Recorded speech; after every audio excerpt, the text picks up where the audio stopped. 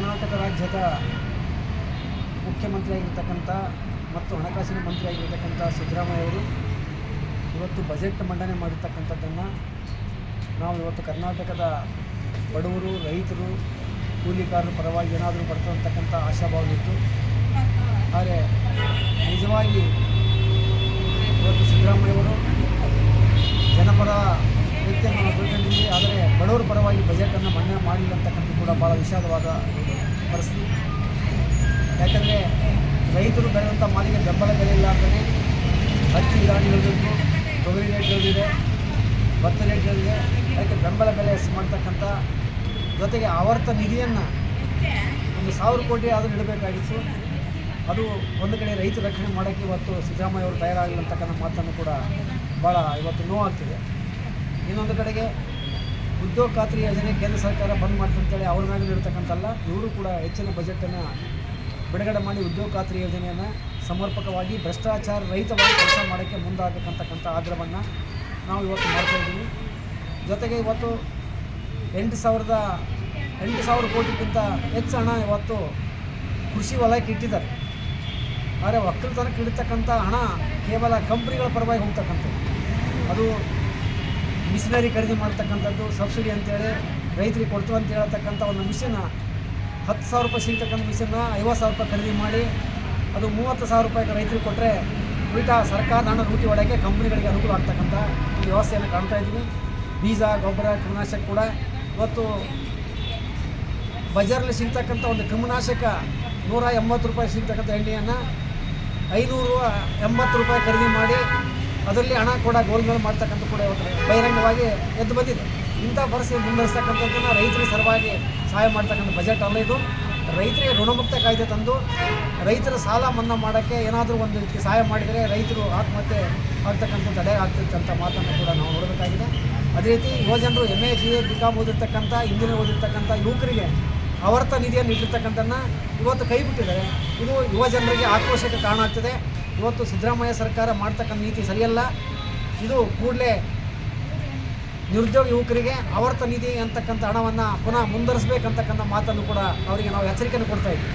ಆದರೆ ಉದ್ಯೋಗಗಳನ್ನು ಸೃಷ್ಟಿ ಮಾಡ್ತಕ್ಕಂಥದ್ದನ್ನು 2,80,000 ಉದ್ಯೋಗಗಳು ಖಾಲಿ ಇದ್ದರೂ ಕೂಡ ಮೊನ್ನೆ ಧಾರವಾಡದಾಗಿರ್ತಕ್ಕಂಥ ಯುವಜನರ ಪ್ರತಿಭಟನಾ ಹಿನ್ನೆಲೆಯಲ್ಲಿ ಕೇವಲ 56,000 ಉದ್ಯೋಗಗಳನ್ನು ಸೃಷ್ಟಿ ಮಾಡ್ತಕ್ಕಂಥ ಸಿದ್ದರಾಮಯ್ಯವರು ಇನ್ನು ಉಳಿದಂಥ 2,30,000 ನಿರುದ್ಯೋಗ ಯುವಕರಿಗೆ ಯಾವುದೇ ಥರದ ಉದ್ಯೋಗ ಭದ್ರತೆಯನ್ನು ನೀಡಲಿಲ್ಲ ಮತ್ತು ಆವರ್ತ ನಿಧಿಯನ್ನು ಕೂಡ ಅವರಿಗೆ ಯುವ ಜನ ನಿಧಿಯನ್ನು ಕೂಡ ಇಟ್ಟಿಲ್ಲ ಅಂತಕ್ಕಂಥ ಮಾತನ್ನು ಕೂಡ ಇವತ್ತು ನಾವು ಗಂಭೀರವಾಗಿ ಪರಿಗಣಿಸಬೇಕಾಗಿದೆ.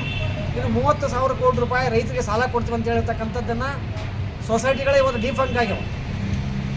ವ್ಯವಸಾಯ ಸಹಕಾರ ಸಂಘಗಳು ಭ್ರಷ್ಟಾಚಾರದಿಂದ ಇಡೀ ಹಣ ಲೂಟಿ ಮಾಡಿರ್ತಕ್ಕಂಥ ಪರಿಸ್ಥಿತಿಯಲ್ಲಿ ಸೊಸೈಟಿಗಳೇ ಇವತ್ತು ನಡೀತಾ ಇಲ್ಲ.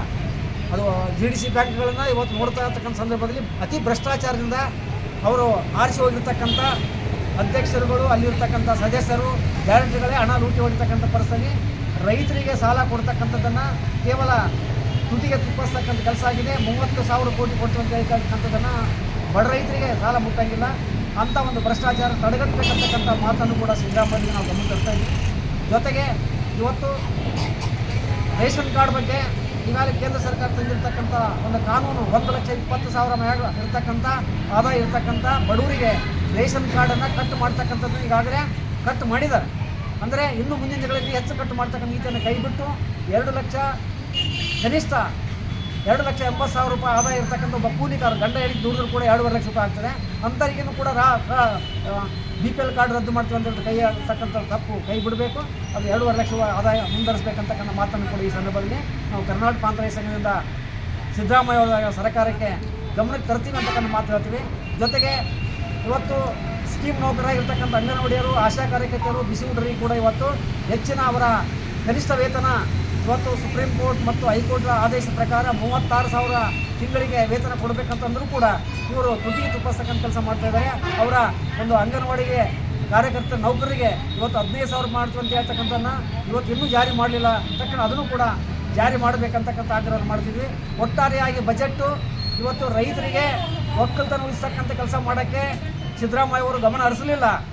ಆದರೆ ಕಂಪನಿಯ ಪರವಾಗಿ ಇವತ್ತು ರೈತರಿಗೆ ಸಹಾಯ ಮಾಡುವಂತೆ ಇರ್ತಕ್ಕಂಥ ಮಾತನ್ನು ಕಂಪನಿಗೆ ಲಾಭ ಮಾಡಿಕೊಂಡಿದ್ದಾರೆ. ಇದನ್ನು ಕೈಬಿಟ್ಟು ನೇರವಾಗಿ ತೊಗರಿಗೆ ಇವತ್ತು ಬೆಂಬಲ ಬೆಲೆ ಹೆಚ್ಚಾಗಬೇಕು, ಕನಿಷ್ಠ 10,000 ರೂಪಾಯಿ ಬೆಂಬಲ ಬೆಲೆ ಹೆಚ್ಚಾಗಬೇಕು.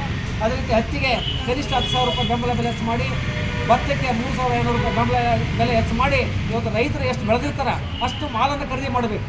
ಕೇವಲ ಎಕರೆಗೆ 4 ಕ್ವಿಂಟಲ್ ಖರೀದಿ ಮಾಡ್ತೀವಿ, 5 ಕ್ವಿಂಟಲ್ ಖರೀದಿ ಮಾಡ್ತಕ್ಕಂಥ ನೀತಿಯನ್ನು ಕೈಬಿಟ್ಟು ಕನಿಷ್ಠ ಒಬ್ಬ ರೈತ 100 ಕ್ವಿಂಟಲ್ ಬೆಳೆದಂಥ ತೊಗರಿ ಇದ್ರೂ ಕೂಡ ತೊಗೊಳ್ಬೇಕು, 100 ಕ್ವಿಂಟಲ್ ಬೆಳೆದಂಥ ಹತ್ತಿ ಇದ್ರೂ ತೊಗೊಳ್ಬೇಕು, ಅದೇ ರೀತಿ ಭತ್ತ ಕೂಡ 100 ಕ್ವಿಂಟಲ್ ಬೆಳೆದ್ರು ತೊಗೊಳ್ಬೇಕು.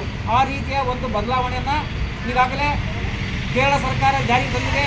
1 ಕ್ವಿಂಟಲ್ ಭತ್ತಕ್ಕೆ 2,350 ಇರ್ತಕ್ಕಂಥ ಕೇಂದ್ರ ಸರ್ಕಾರದ MSPಯನ್ನು ಜೊತೆಗೆ ಅವರು 800 ರೂಪಾಯಿ ಬೆಂಬಲ ಬೆಲೆ ಕೊಟ್ಟು 3,100 ರೂಪಾಯಿ ಕ್ವಿಂಟಲ್ ಖರೀದಿ ಮಾಡ್ತಾ ಇದ್ದಾರೆ.